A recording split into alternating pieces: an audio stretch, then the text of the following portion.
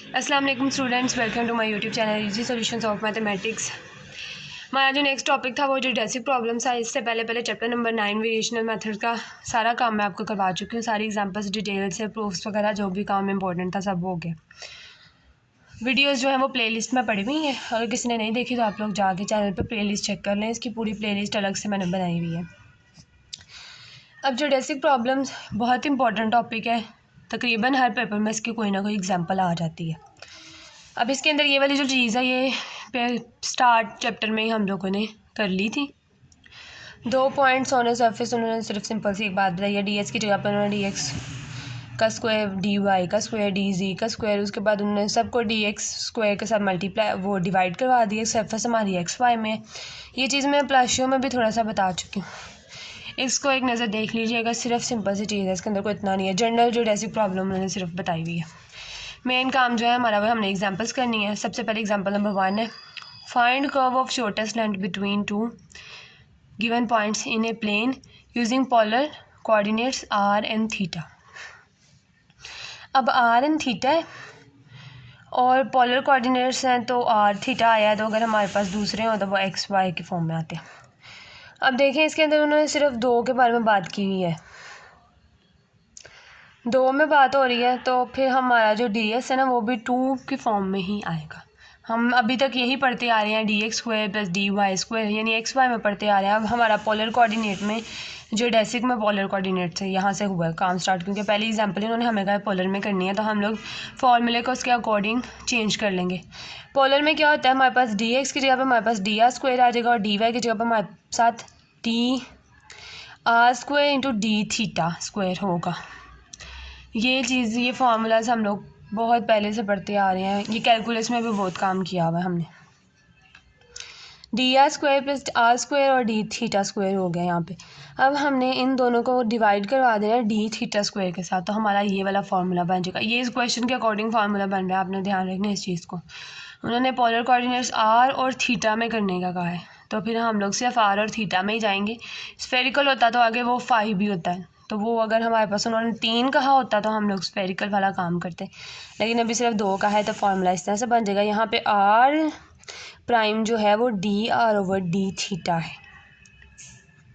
Are के ऊपर अगर प्राइम हो तो इसका मतलब है कि उसका derivative with respect to theta है।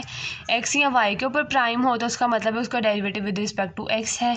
अगर इनके ऊपर डॉट हो तो इसका मतलब है जो एक्स डॉट या वाई डॉट होता है, इसका मतलब है derivative with respect to t है। ये मैं पहले भी वीडियो में बता चुकी हूँ, दोबारा बता रही हूँ। अब उन्होंने कहा है we have to minimise a b d s, जो हमारा हमेशा से फार्मूला है जो शुरू से पढ़े हैं। थीटा 1 से थीटा 2 उन्होंने कह लिया इसको, और जो डी एस की हमने पीछे वैल्यू निकाली है वो यहाँ पे पुट कर दिया। सब्जेक्ट टू कंडीशंस उन्होंने लिया, r of theta 1 is equal to constant और r of theta 2 is equal to constant.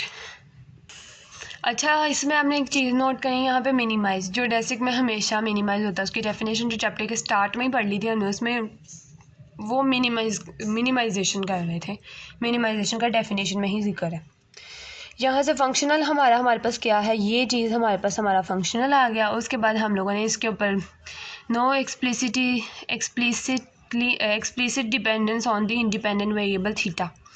अब यहाँ पे हमारा जो है वो क्या उसे कहते हैं, क्योंकि derivative with respect to theta चल रहा है तो हमारा थीटा जो है ना वो एक्स के तौर पे है, यहाँ पे इसमें थीटा एक्स के तौर पे है, और इसकी डिपेंडेंस थीटा पे नहीं है, तो हमारा फार्मूला वो वाला उस फार्मूले में हम लोग चेंजिंग करेंगे जो हम लोग पढ़ते थे ना, no explicit dependence on x. तो हमारा इस तरह का फार्मूला था, उसी फार्मूले को हमने थोड़ा सा चेंज करके उसको आर और थीटा में कन्वर्ट कर दिया। वाई की जगह पे हमारा आर यूज़ हो रहा है, एक्स की जगह पे हमारा थीटा है, तो आर डैश हमने यहाँ पे वाई डैश होता था, आर डैश कर दिया, नीचे भी हमने आर डैश कर दिया, इज इक्वल टू कॉन्स्टेंट होता है किसी के भी। उसके बाद हम लोगों ने इसके ऊपर लगानी है वैल्यूज़। अब हम लोगों का फार्मूला क्या है, एफ फंक्शनल वैसे ही आ रहा था माइनस हमारा आर प्राइम इंटू, उसके बाद हम लोगों ने एफ़ का with respect to r prime जो है हमने उसका डेरिवेटिव लेना था, हमारे पास ये वैल्यू आएगी इज इक्वल टू C1। आगे मैंने ये रजिस्टर के ऊपर सॉल्व किया स्टेप बाय स्टेप, क्योंकि बुक के ऊपर काफ़ी सारे स्टेप्स नहीं किए हुए। अब हम लोगों ने इसको क्या करना है, इन दोनों का मल्टीप्लाई करवाया, एलसीएम ले लिया हम लोगों ने। ऊपर से हमारे पास ये वाली दोनों वैल्यूज जो हैं वो कैंसिल हो गई। अब हमने प्राइम की वैल्यू निकालनी होती है, तो यहाँ से हमने आर प्राइम की वैल्यू निकालनी है।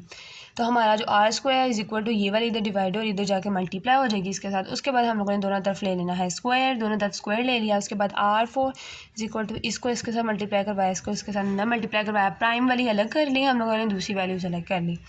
C1 square r prime square is equal to r square minus C1 square r square. ये इधर ये वाली वैल्यू उठ के उधर चली गई है तो माइनस में हो गई है।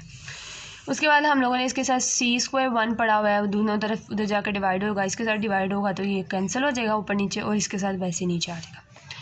उसके बाद हम लोगों ने इसका भी एलसीएम ले लेना है, दोनों तरफ हमने जो है अंडर रूट ले लेना है, स्क्वायर को ख़त्म करना है क्योंकि हमें आर प्राइम की वैल्यू चाहिए। दोनों तरफ हमने स्क्वायर लिया तो C के ऊपर से तो अंडर रूट और स्क्वायर कैंसिल हो जाएगा और ऊपर वाली वैल्यू पे आ जाएगा हमारा under root. R prime r d r over d theta के इक्वल है इज इक्वल टू, अब ये देखें अंदर हमारा जब हमने अंडर रूट लिया था एलसीएम लेने के बाद हमारा R4 minus C1 square r square था, तो दोनों में से हमारा आर स्क्वायर बाहर कॉमन आ रहा था तो हमने आर स्क्वायर कॉमन ले लिया, तो ये 4 था तो अंदर 2 रह जाएगा माइनस, और ये स्क्वायर बाहर आ जाएगा तो अंदर सिर्फ C1 स्क्वायर रह जाएगा। तो ये वाला जो स्क्वायर अंडर रूट से कैंसिल होकर ये आर बाहर आ जाएगा तो दूसरा अंदर ही रहेगा। उसके बाद हम लोगों ने देखना क्या है कि ये तो सारी वैल्यू हमारे पास आर में है तो हमने उठा के दूसरी तरफ लेके जाना है, इधर दूसरी तरफ जाके इन्वर्स में चले जाएगी, रिवर्स हो जाएगी, तो वो इस तरह से और डी थीटा साथ मल्टीप्लाई होगा और ये वाला डी आर यहाँ पर मल्टीप्लाई होगा इक्वल टू डी थीटा के आ जाएगा। उसके बाद स्क्वायरिंग बोथ साइड यानी इंटीग्रेटिंग बोथ साइड अगर हम लोग करें तो इंटीग्रेशन C1, हाँ इसके ऊपर सिर्फ हमने इंटीग्रेशन अप्लाई की हुई है, इस इधर हमने डायरेक्ट इसके ऊपर जब इंटीग्रेशन अप्लाई होगी थीटा होगा तो प्लस कॉन्स्टेंट ऑफ इंटीग्रेशन कर लिया। अब इसके ऊपर हमारे पास कौन सा फार्मूला यूज़ होगा, हमें पता है कि ये जो इंटीग्रेशन है ये हमारे पास होती है उसकी सीकेंट इनवर्स एक्स की, यानी सीकेंट इनवर्स अगर एक्स हो तो सीकेंड इनवर्स एक्स हो तो हमने वो एफएससी में बुक में ये फार्मूलाज पढ़े हुए थे, अगर आपको अभी भी भूले हुए हैं या याद नहीं है तो आप गूगल पे चेक कर लें, तो अपनी पुरानी बुक्स में चेक कर लें, हम लोगों ने बहुत दफ़े फार्मूला पढ़ा हुआ है। ये इंटीग्रेशन जो है ना इस फॉर्म में हमने पहले इसलिए सिर्फ इंटीग्रेशन अप्लाई कर दी, इस तरफ इंटीग्रेशन कर ली हमने, उसके बाद इसके ऊपर डायरेक्ट फार्मूला लगा दिया, चाहे तो आप यहीं पर लगा लें। सीकेंड इनवर्स ये वाला जो फार्मूला ना इसका उससे कंपैरिजन कर लेंगे तो आपको पता चल जाएगा। Secant inverse r over C1 is equal to theta plus C2 आ गया हमारे पास।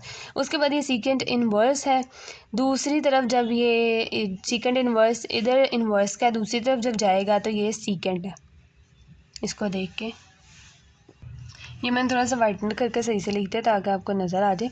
ये इधर इनवर्स का था, इधर जाके सिंपल सीकेंड का हो गया और इधर सिर्फ आर ओवर C1 रह गया। उसके बाद हम लोगों ने क्या किया, हम लोगों ने इसको